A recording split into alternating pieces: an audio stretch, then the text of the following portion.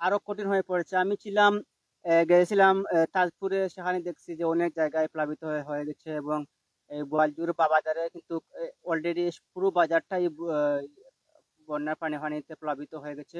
এমনকি ইলাসপুরের রাস্তার অনেক জায়গায় দেখছি যে বন্যার পানি উঠে গেছে। আর যদি দু একদিন এলে বন্যার পানি বা এরকম বৃষ্টি হয়, তাহলে হয়তো এই আপনার এই রাস্তাটাও প্লাবিত হয়ে যাবে। যেহেতু আমি দেখছি যে ইলাসপুরে অনেক জায়গায় মানে বন্যার পানিতে রাস্তার আশেপাশে চলে আসছে পানি।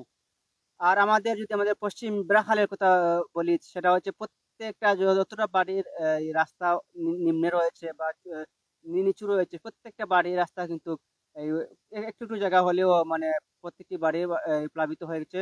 আর যেগুলা উঁচু হয়েছে বা গত বছর যারা মাটি কেটে উঁচু করেছেন, সেগুলো কিছুটা বাকি রয়েছে। কিন্তু যদি আরো বৃদ্ধি পায়, কিন্তু তাহলে কিন্তু আমরা দেখতে পাচ্ছি যে আরো ৪ আঙ্গুল বা অর্ধ হাত যদি পানি বৃদ্ধি পায়, তাহলে কিন্তু প্রত্যেকটা আমাদের পশ্চিম বাংলার প্রত্যেকটা বাড়ির রাস্তা কিন্তু প্লাবিত হয়ে যাবে।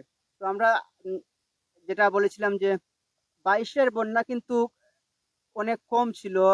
আর যদি ২৪-এর বন্যা যদি এখন পর্যন্ত যদি না কমে পানি, তাহলে কিন্তু ওভারকাম ২২-কেও ওভারকাম করে ফেলবে, এবং কি এটা হবে স্মরণকালের ভয়াবহ বন্যা হবে এটা। তো আমরা আজকে এই পর্যন্ত দেখাচ্ছি, কিন্তু এখন আপনি আমাদেরকে